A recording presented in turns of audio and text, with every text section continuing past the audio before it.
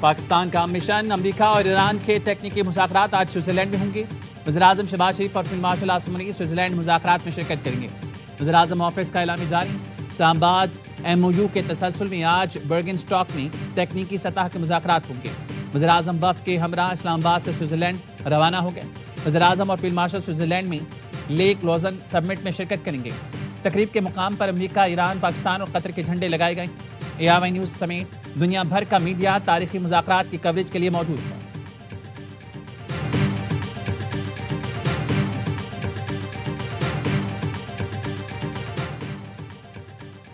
امریکی نائب صدر JD وینس نے سوئٹزرلینڈ کے لیے اڑان بھر لی۔ روانگی سے قبل واشنگٹن میں میڈیا سے گفتگو میں کہا، سوئٹزرلینڈ میں 1 یا 2 دن قیام کریں گے۔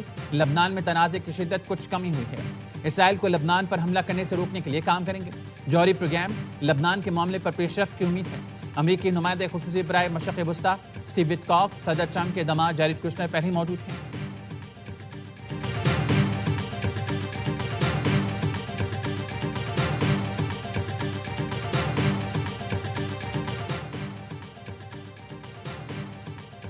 ایرانی وفد مذاکرات میں شرکت کے لیے سوئٹزرلینڈ پہنچ گیا۔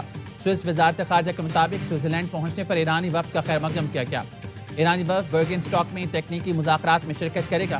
وفاقی وزیر داخلہ محسن نقوی بھی ایرانی وفد کے ہمراہ سوئٹزرلینڈ پہنچے ہیں۔ سوئٹزرلینڈ روانگی سے قبل محسن نقوی نے ایرانی صدر مسعود پزشکیان سے ملاقات کی۔ دونوں رہنماؤں کے درمیان امریکہ ایران معاہدے سے متعلق گفتگو۔ ایرانی میڈیا کے مطابق وفد کا نام شہید بچوں سے منسوب کر کے مناب 168 رکھا گیا ہے۔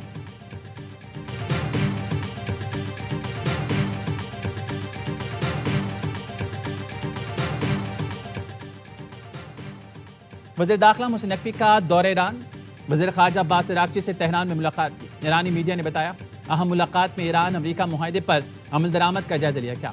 ایرانی وزارت خارجہ میں ہونے والی بیٹھک میں پاک ایران تعلقات اور تاریخی امن معاہدے کے بعد خطے کی صورتحال پر بھی بات چیت کی گئی۔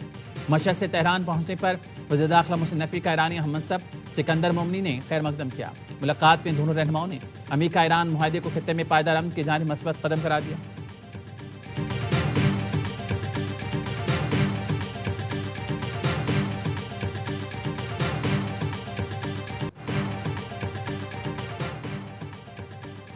ایرانی فوج کا آبنہ ہرمز پھر بند کرنے کا اعلان۔ پاسداران انقلاب کی بحریہ نے وارننگ دی کہ کوئی بھی جہاز آبنہ ہرمز کے قریب نہ آئے، ان کی سیکیورٹی کو خطرہ ہو سکتا ہے۔ فارس نیوز کے مطابق فیصلہ امریکہ کی جانب سے جنگ بندی معاہدے کی پہلی شق پر عمل نہ کرنے، اسرائیل کی طرف سے جنوبی لبنان میں مسلسل حملوں اور صہیونی فوج کے پیچھے نہ ہٹنے کے رد عمل میں کیا گیا۔ مرکزی فوجی کمان کا کہنا ہے، یہ اقدام دشمن کی وعدہ خلافی کا پہلا جواب ہے۔ جارحیت جاری رہی تو دشمن کو معاہدے پر عمل کرنے پر مجبور کرنے کے لیے اگلے سخت اقدامات کیے جائیں۔ امریکی سینٹرل کمانڈ کا کہنا ہے، آبنہ ہرمز پر ایران کا کوئی کنٹرول نہیں۔ ہرمز سے جہازوں کی آمد و رفت معمول کے مطابق جاری۔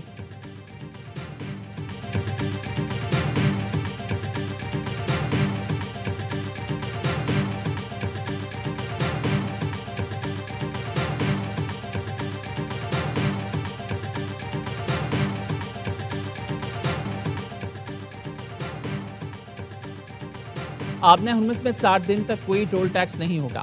60 دن کی مدت ختم ہونے کے بعد بھی کوئی ٹول ٹیکس نہیں ہوں گے۔ امریکی صدر ڈونلڈ ٹرمپ کا ٹروتھ سوشل پر بیان لکھا، امریکہ کے مفاد اور مرضی کے بغیر ٹول ٹیکس نہیں لگائے جا سکتے۔ آبنہ ہرمز تب ہی ٹول لگے گا اگر امریکہ نافذ کرے گا۔ یہ اقدام امریکی خدمات کے اخراجات کی واپسی کے مقصد کے لیے ہو سکتا ہے۔ امریکہ نے مشرق وسطی کے لیے محافظ فرشتے کی طرح خدمات انجام دی۔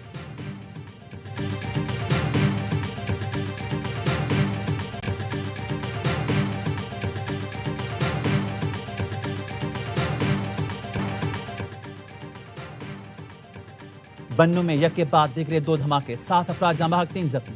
پہلا دھماکہ مسافر وین کے قریب، دوسرا زخمیوں کو اسپتال منتقل کرنے والی گاڑی پر ہوا۔ دونوں دھماکے ریموٹ کنٹرول تھے۔ دھماکوں میں 50 کلو بارودی مواد استعمال کیا گیا۔ صدر وزیر اعظم اور وفاقی وزیر داخلہ کی دھماکے کی شدید مذمت۔ قیمتی جانوں کے نقصان پر گہرے دکھ اور افسوس کا اظہار۔ صدر نے کہا، دہشت گردوں کے ناپاک عزائم کو ہر صورت شکست دی جائے گی۔ وزیر اعظم شہباز شریف کہتے ہیں، بزدلانہ کارروائیاں قوم کے عزم کو متزلزل نہیں کر سکتی۔ محسن نقوی کا کہنا ہے، معصوم لوگوں اور بچوں کو نشانہ بنانا درندگی ہے۔ درندہ صفت خارجی کسی رعایت کے مستحق نہیں۔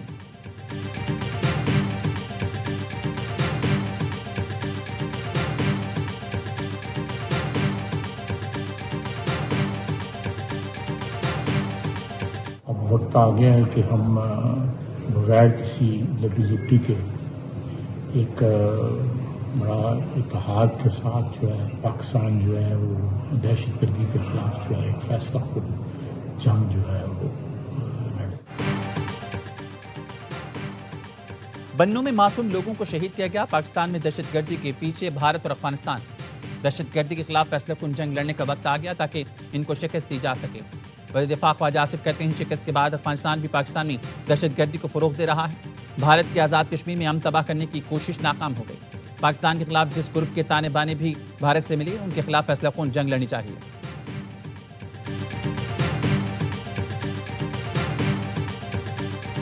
اب اس فوج کے خلاف اگر کوئی آدمی یہ کہتا ہے کہ اس فوج میں بغاوت کریں, ناقابل معافی جرم ہے. جن نوجوانوں نے یہ تقاریر کی ہے ان کو جتنی مرتبہ تقاریر کی ہے اتنی مرتبہ سر عام پھانسی دی جائے, ان کے ساتھ کوئی رعایت نہیں کی جائے.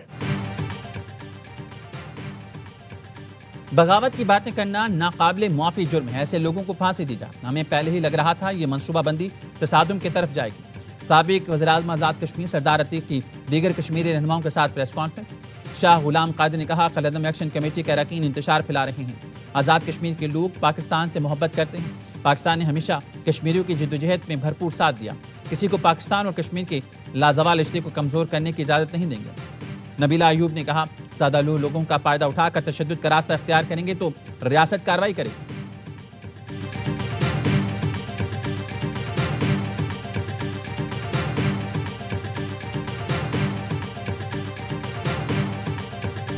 ہماری حکومت اور اس بجٹ کا بنیادی ہدف ایکسپورٹ لیڈ گروتھ ہے کہ حکومت نے زراعت اور کسانوں کے لیے خاطر خواہ ریلیف اور ترقیاتی پیکیجز کا اعلان کیا ہے.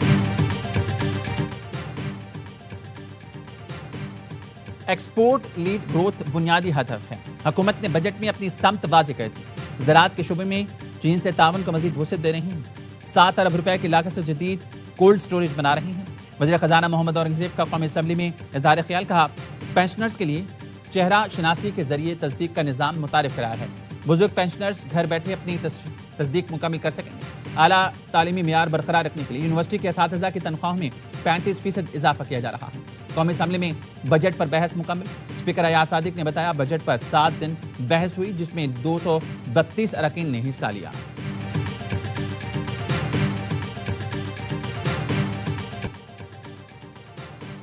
ڈرگ ڈیلر انمول اور پنکی کے 2 مقدمات کی سٹی کورٹ میں سماعت.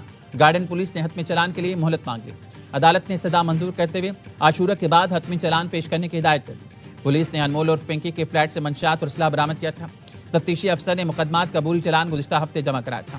مقدمے میں انمول پنکی کے 4 سہولت کار بھی گرفتار ہیں.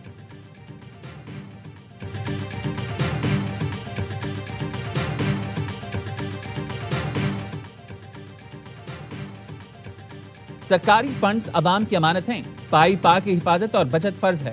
وزیر اعلیٰ مریم نواز کہتی ہیں پنجاب ڈیولپمنٹ پروگرام نے ای ٹینڈرنگ کے ذریعے 80 ارب روپے کے مجموعی بچت ہوئی. گلی محلے اور سڑکیں کھدائی کر کے چھوڑنے سے عوام کو شدید مشکلات کا سامنا ہوتا ہے. صوبے کے تمام سیوریج اور ڈرینیج پروجیکٹ 30 جون تک مکمل کرنے کی ہدایت.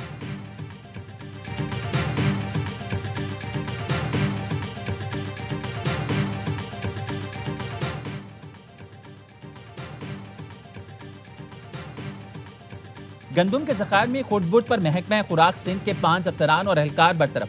2 ارب 65 کروڑ روپے کی ریکوری کی ہدایت. وزیر خوراک سندھ نے برطرف افسران کے کیسز اینٹی کرپشن کو بھجوا دی. فوڈ سپروائزر دیدار حسین مکسی سے 1 ارب 19 کروڑ. فوڈ انسپیکٹر بلخ شیر سے 78 کروڑ. فوڈ انسپیکٹر محمد علی مکسی سے 20 کروڑ 83 لاکھ. فوڈ سپروائزر حبیب اللہ ابڑو سے 8 کروڑ 79 لاکھ روپے ریکور کرنے کا حکم.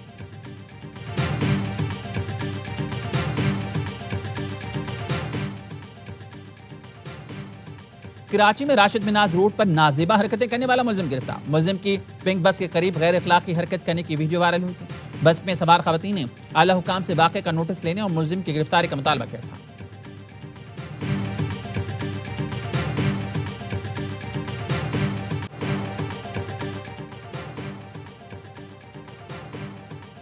کراچی میں رینجرز کی شاہ لطیف ٹاؤن میں کارروائی. انتہائی مطلوب دہشت گرد گرفتار. ترجمان رینجرز کے مطابق جاوید علیف اور سواتی فتنہ خوارج کا انتہائی سفاق کارندہ ہے.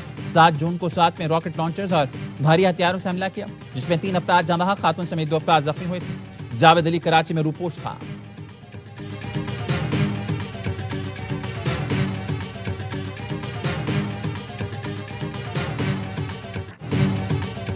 ایشین ڈبلز اسکواش چیمپئن شپ میں پاکستانی جوڑی نے فائنل کے لیے کوالیفائی کر لیا.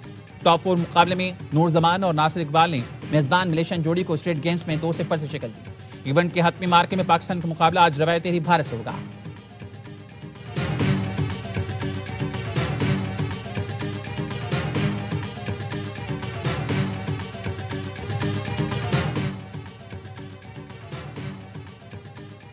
اور بدترین کارکردگی پیدر پہ شکست Pakistan team women's T20 world cup کے سیمی فائنل کے دور سے باہر.